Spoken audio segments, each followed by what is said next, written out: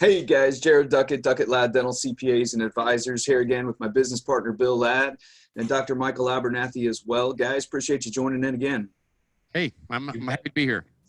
But what kind of going back to the first and second episode, if you think about, episode 1, the mindset shift, and then episode 2, basically talking about how to get, patients back into the chairs after they get through the COVID-19 pandemic here. Really want to switch today's episode or topic to really talk about some tactical things and really what you can be doing right now as you're sitting at home, probably what you can be doing right now to set your business up. And I want to talk about the topic of self-diagnosis. And Dr. Michael, I know Abernathy, you're really big on this, and it kind of, we're big on this at our firm too, but I think the first time I'm just sitting here thinking when we met, I was up giving a presentation using or basically talking about self-diagnosis. And I was talking about how we use our dental scorecard, and you actually raised your hand and I went over and you had a question and actually perfected, the scorecard that we were kind of using. So this is really, a perfect topic for you and a perfect topic for everybody out there and every single business owner out there. So on the self-diagnosis topic, I want to just ask just a general question. Self-diagnosis in your business, what does that mean? What does self-diagnosis mean to you?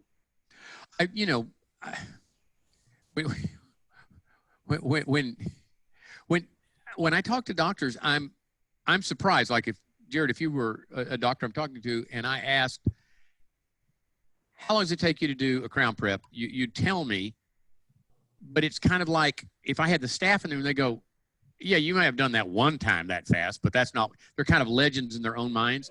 So they have this optimist bias where they kind of see themselves as, or I ask them, how many PPOs do you take? They have no idea. How many new patients you got? They'll name a number, but it's not the right number because I'm going to ask them to send me data that has that right number in it. And when I do that, it wasn't close. It was 30, 40% off. And so let's assume, we're all facing this problem, a self-assessment. If we could just tip a mirror up in front of people and they could see, the moles and bumps on their noses and one eye is lower than the other, they need to see the practice as it really is. And so self-diagnosis is doing that.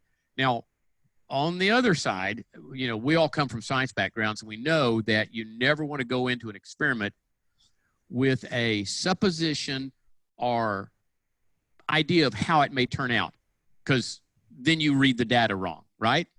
So I'm going to be the devil's advocate here. And, as we get further into this, I'm going to give you some bullet points, a way to look at your practice. Now, in the first, I don't know if it was the first video sent out or newsletter, there was some links that your listeners could just click on. And they were articles I wrote called Diagnose Yourself. And they take and build this out really big. And I'm going to take and dumb it back down to bullet points. And then, when you're writing things, I think, okay, I'm really doing a good job of writing this and you'll understand it. Well, most people don't, okay? They don't. And so talking about it, because you'll have different perspectives than the doctors would. So I'm excited about just talking about that. So the self-diagnosis would be, the importance of it is like if we were lost, and I think we use this in one of the videos, or you're in Disney World or Disneyland and you don't know exactly where you are to get to somewhere, you don't have a map, there's always a kiosk to tell you where you are. You are here. Self-diagnosis tells you where your starting place is. It would be foolish to think that every person that listens to this is at the same position in their practice, or that there's not one area they fall really short on and they do other things incredibly well. But we have time to look at this and time to come back with the idea that I can fix these things. I just want to give you something actionable that you can work on right now. And so Dr. Abernathy, when you look at this and when you talk to dentists out there, do you find resistance in really wanting to take a hard look at themselves, or do you find most dentists are very agreeable to try to put their, be vulnerable and put their weaknesses out on the table and try to get better? I don't think anybody likes to expose their neck to a predator. And at the same time, a lot of the doctors that call me are desperate.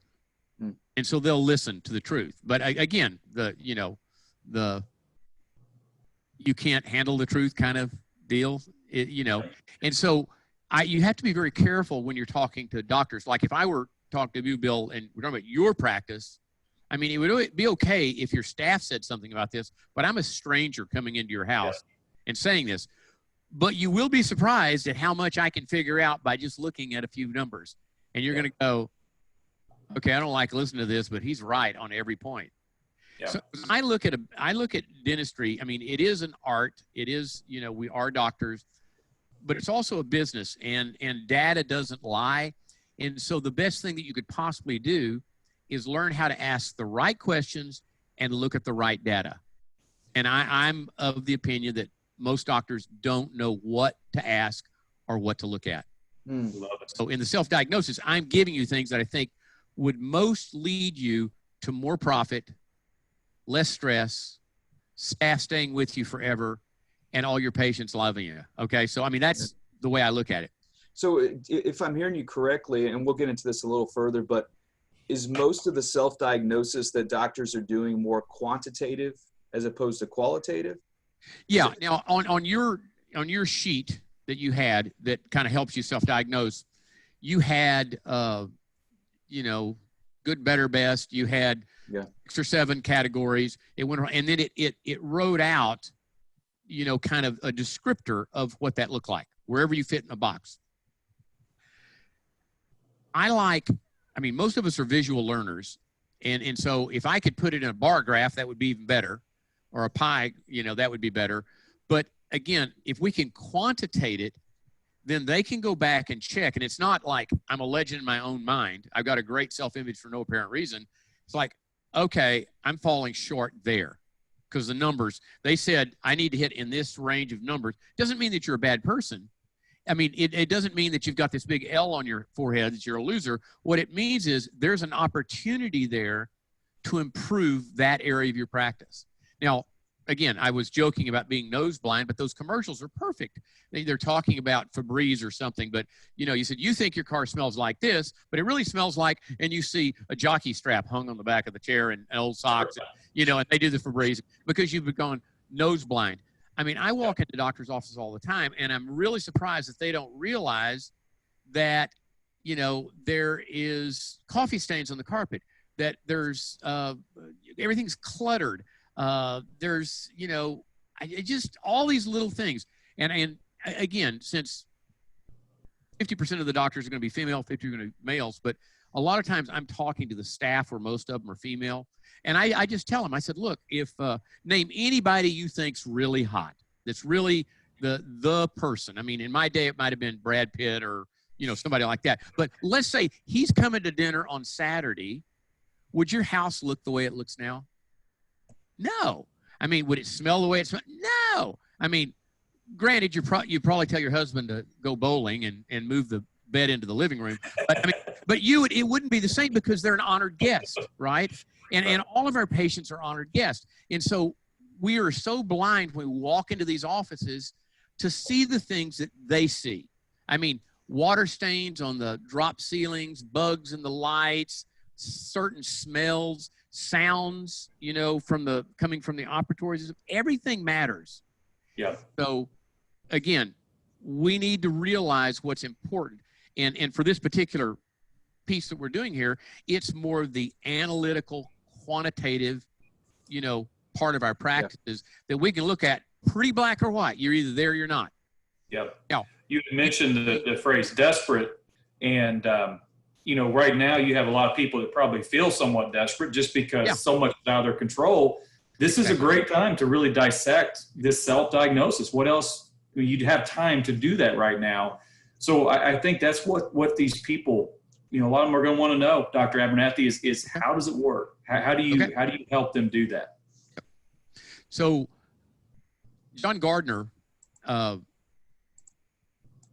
wrote a statement that basically says that most organizations develop a functional blindness to their own defects. In other words, okay, they're not suffering because they can't resolve the problems. They just can't see the problems. Yeah. Okay, so what we're going to do is we're going to help you. I mean, remember, denial is not a river in Egypt. Okay, so you know, we're going to look at some things that are pretty black and white, and you get to decide whether or not you want to attack those now. because I think you got plenty of time to do it. I think, you know, at the time that we're doing this, you know, there is this general, I hope it's optimism, but I think it's not bounded in reality in that we're going to hit the peak of this week or next. Well, that's not the peak where most of you are. That's the peak in New York. Okay. And then it may be 3, 4, 5, 6, 2 months before we hit the peak in different places. So we have time to fix this, you know, and this is not a vacation. And the people that act now will define where they are when we come back. And that's what I want. I want to help them, you know, have more control over everything. So do you mean just go down these and explain them kind of quickly? I think if we could give the listeners just a general understanding of how do you self-diagnose yourself? Exactly what do you look at to compare yourself up against to see how well you're doing right now? Okay. Well, and part of this is going to be from your practice management software, right? And these are things that there are endless numbers of layers, but I'm going to give you the ones that I think are most important, and then you can chew on them. And if you want more, you can just call me, okay? Let's first of all define what an average practice is, because that's real exact. I mean, you can go to the ADA website, and it you know, again, they do around $647,000 a year in collections. Okay, I guess if you divide by 12, you're the CPAs. It's about $55,000 a month, give or take. Yeah. Now, they have 20 to 30 new patients a month. They have one hygienist. They have one assistant, one front desk, and maybe a girl Friday. Someone that can kind of help.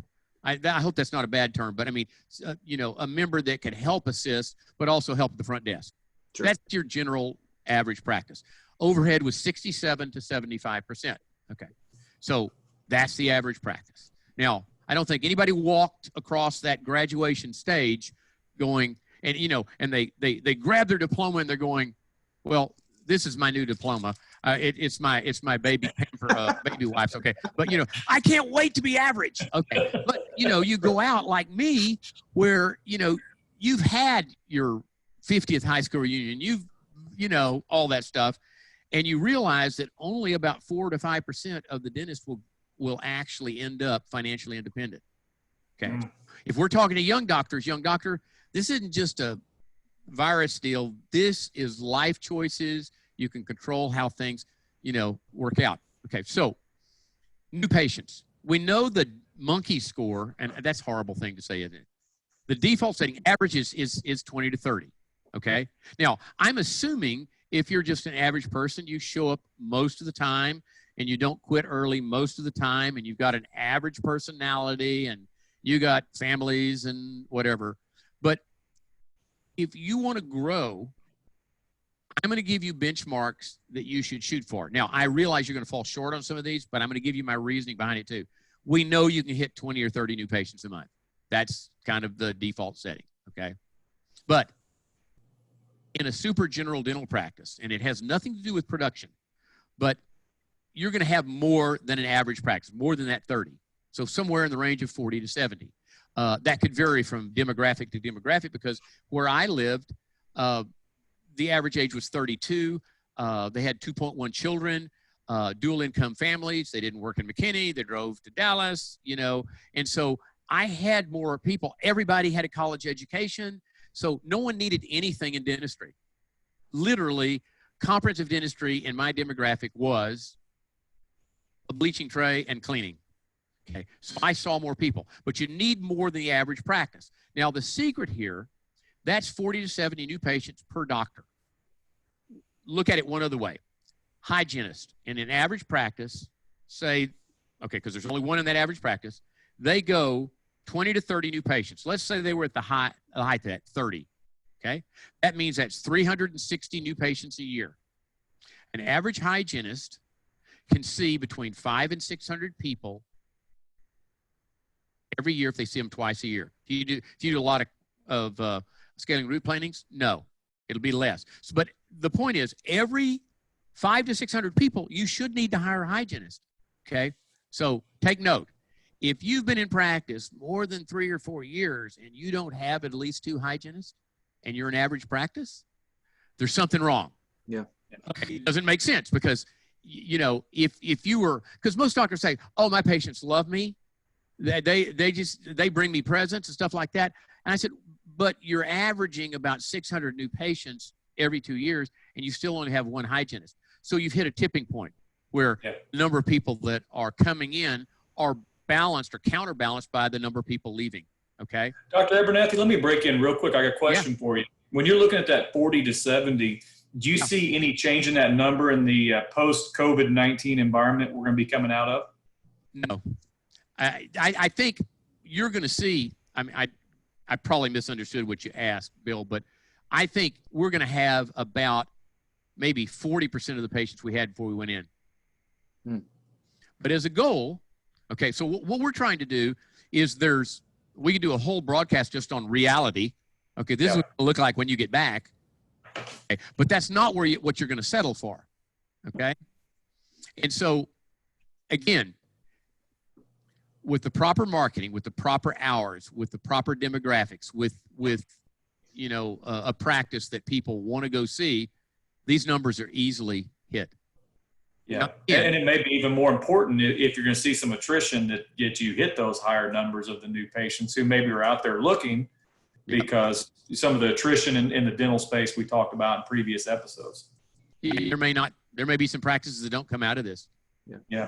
Okay. Now, with that being said, the most important thing of this isn't the number of new patients, because the doctors are going to go 40 to 70. I couldn't see that many. Okay. It's having at least 70% referred. Okay, I wouldn't even recommend spending $1 on marketing if you can't get a 50% referral rate. That's huge right there. Look at one number in any business. How many people make it to you from direct referrals? Because that is the best definition of you doing a good job. So if you're doing 50% or more, you're doing a good job. You still could do better. We all could.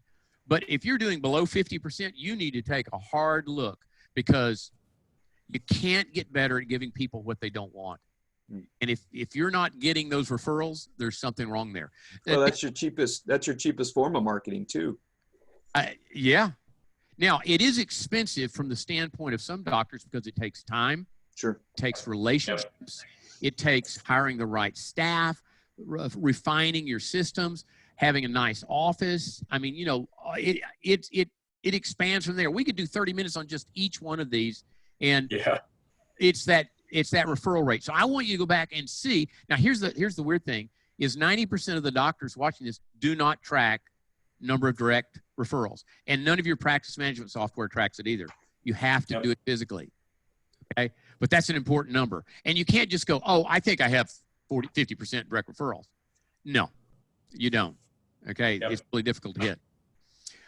Demographics. I'm sorry, in this post-COVID financial second spike, whatever happens here, you can be in the wrong location. If you've been there more than 10 or 15 years, you probably are in the wrong location. I'm sorry, demographics, race, income levels, everything changes. So you even need to look at that. And if I had 10 years left in my career, and I by looking at this, we figured out I'm in the wrong demographics, I'm in the wrong area, then I would consider moving. I mean, you could write all that off. You know, you might be able to double your practice. But this ratio of patients to doctor in McKinney, Texas, average is about one dentist for every 685 people.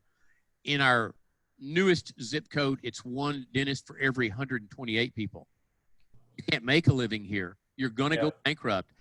I mean, you know, that optimist bias just doesn't work. You're not the one person that can pull this out. Okay. Yeah, there's probably so many doctors right now that just heard that, and they probably just automatically said, no, I'm not even going to look at that. I'm staying where I'm exactly. At. And that's easy to do. I mean, as a business owner too, I'd kind of say the same thing, but it's kind of the pond fishing mentality, right? If you still keep fishing in the same pond, sometimes you might need to switch ponds. And you know, if you really want to be a good fisherman, you not only pick the right location, you pick the right bait.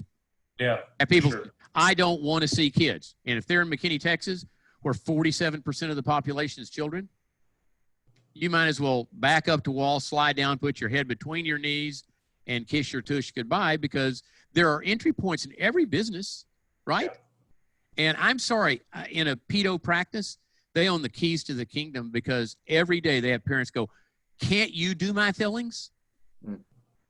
Everybody wants to be treated like a kid, okay? Now, again, we did lots of crown and bridge, but it was because we took care of everybody else. I'm going to skip keeping comparables comparable and the 325 square feet per op. I mean, if someone's out there about to build an office, it's not 325 square feet in an operatory.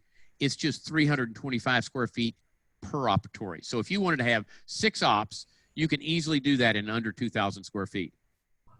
I've seen one office within a 10-minute drive of where my practice was that has 1,100 square feet per operatory.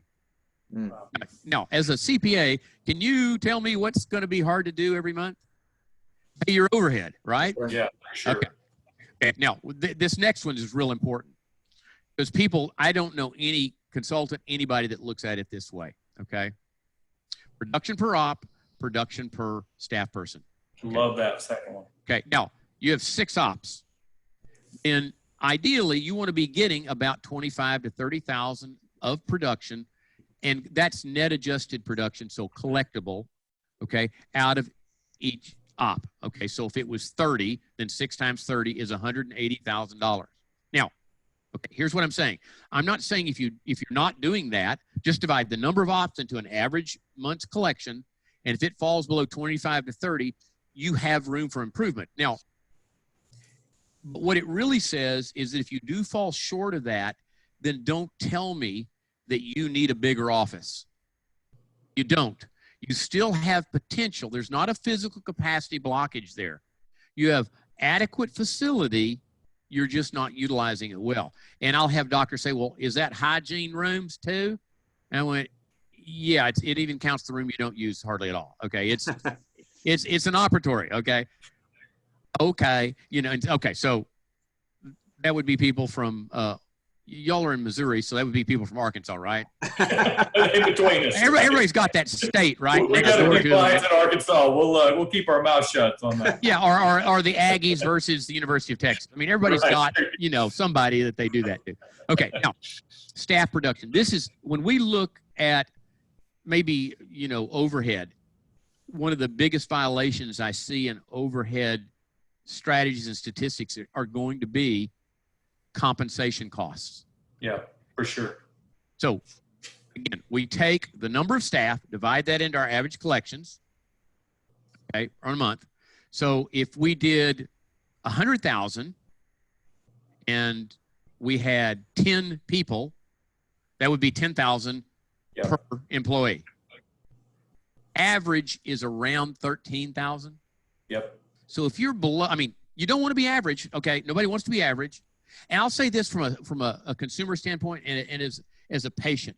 No patient wants an average dental practice either, okay? And they're the only person that gets to vote. So, but ideally, it needs to be closer to 20 to 25. Now, let me say something kind of retro about those two things.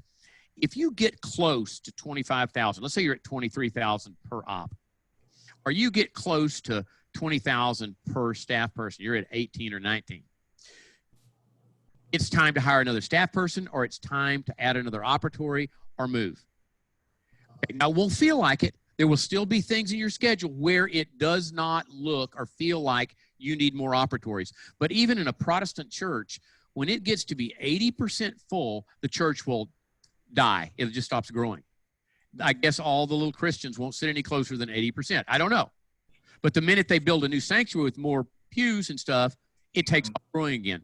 Same thing here. You can buy a great white shark, put him in a 10-foot long aquarium, and he'll never grow over about 12 inches. But out in the wild, 10, 12, 20 feet long. Okay, big fuckers, okay?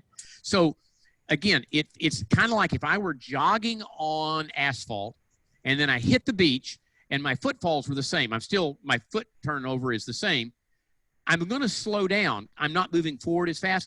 That's what it feels like as you as you get close to those numbers, okay?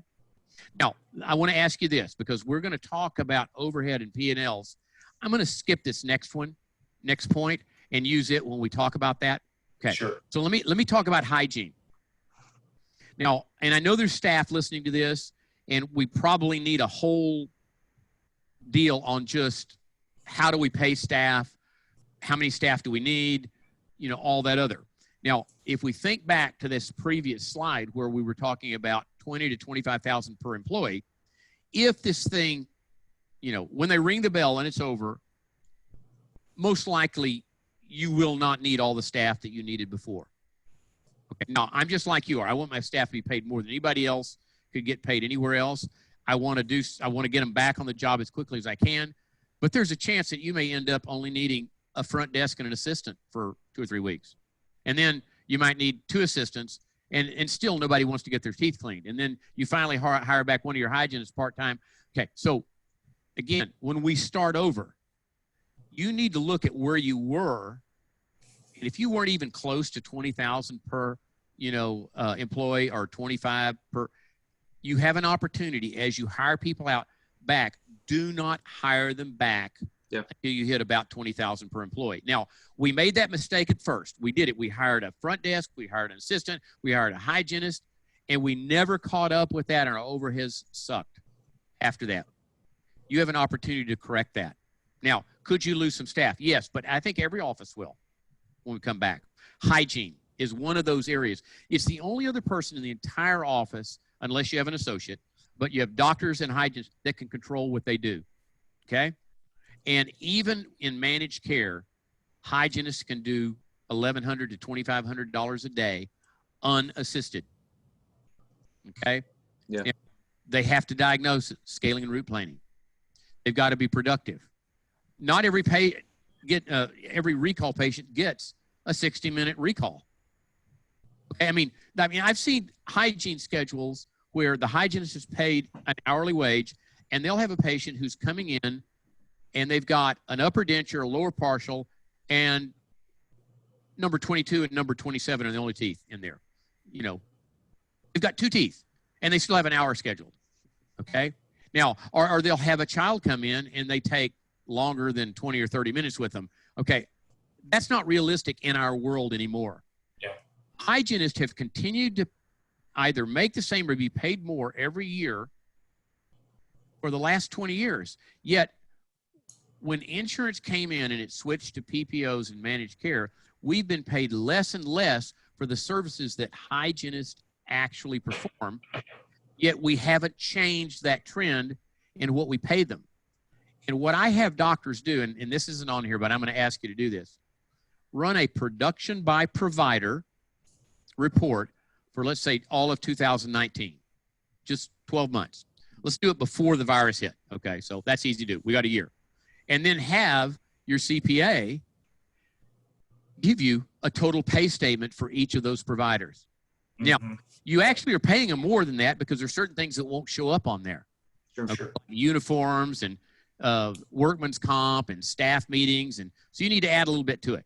Okay, if we divide what they were paid by what the net adjusted production, okay, remember it's not production, it's net adjusted production, what you could collect, we divide what they're paid by that, the big number into the small number, it converts that to a percentage.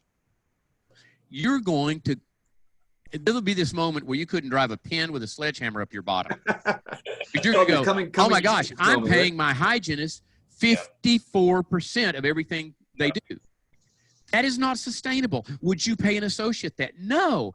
This is a hard discussion to have with your staff, but the only fair way to pay people that can control what they produce is through you get to eat what you kill and clean, more of a combination or a hybrid. I'm sorry. It just doesn't work any other way. Do we have hygienists today that are paid hourly that produce this much? Absolutely. They're great. But we have got to get the cost of hygiene down to around 30%, maybe 33 at the most. Okay. That feels like that could be another one of our videos. Is kind of how you would compensate hygienists to try to incentivize. I agree. I agree.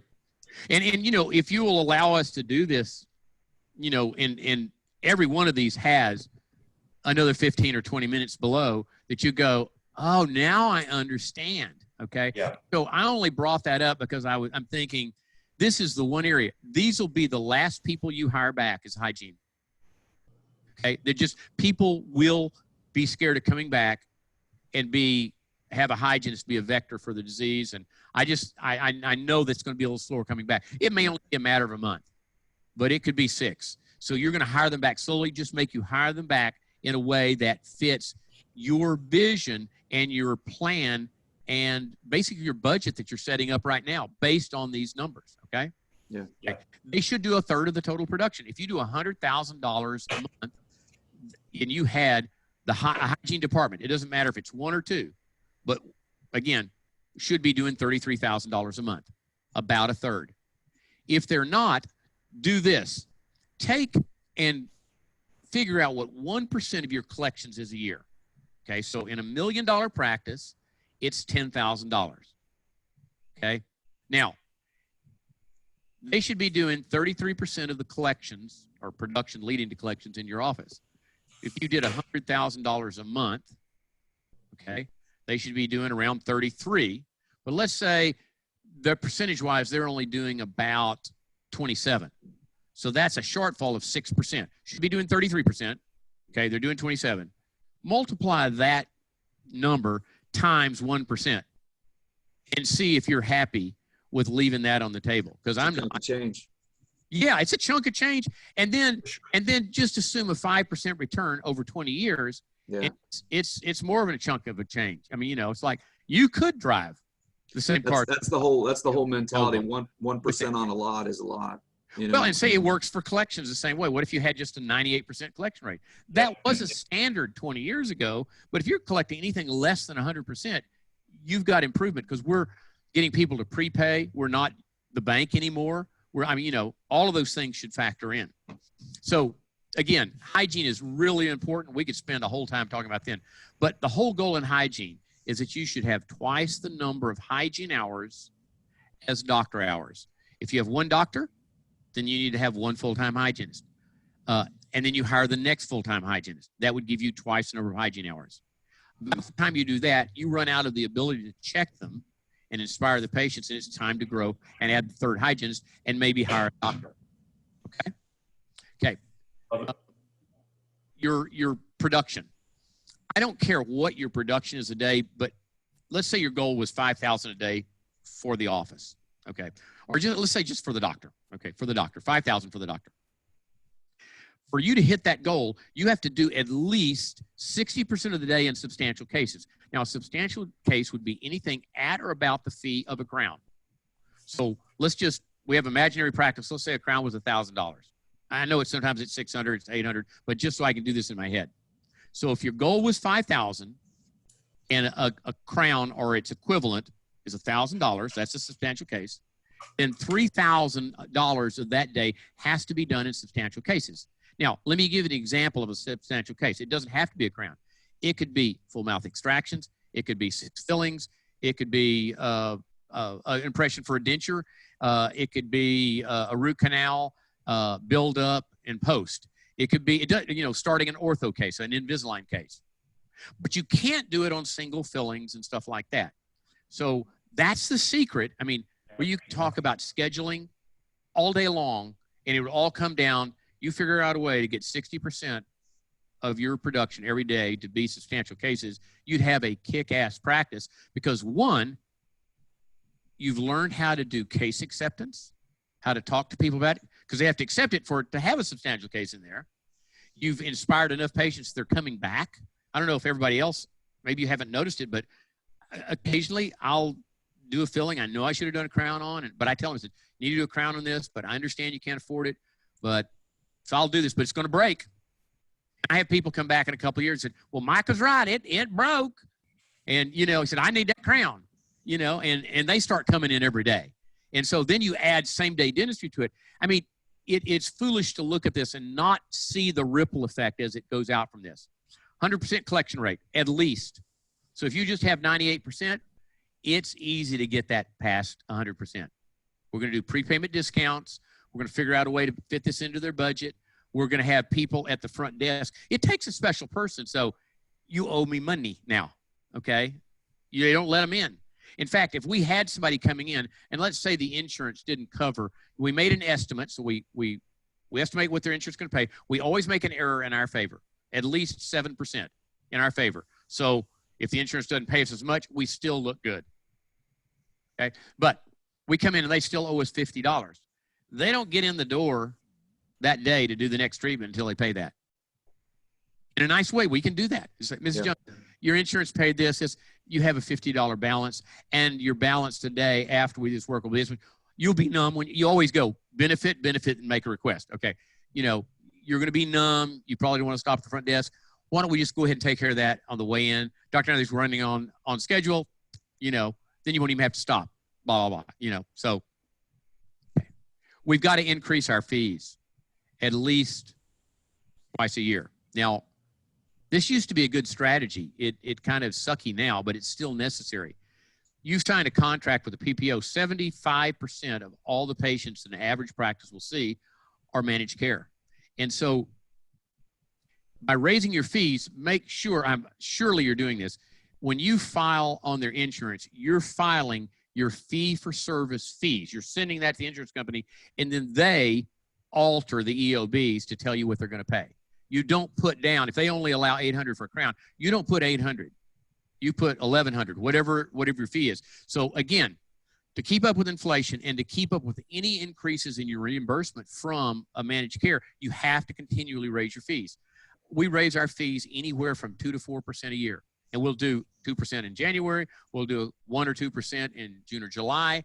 And again, it'll only be a little bit, but again, it constantly is raising that bar for the insurance company too. Yeah. And then I can't see the last one down there. It says recall rate of 70%. Okay. And that speaks to attrition. Okay.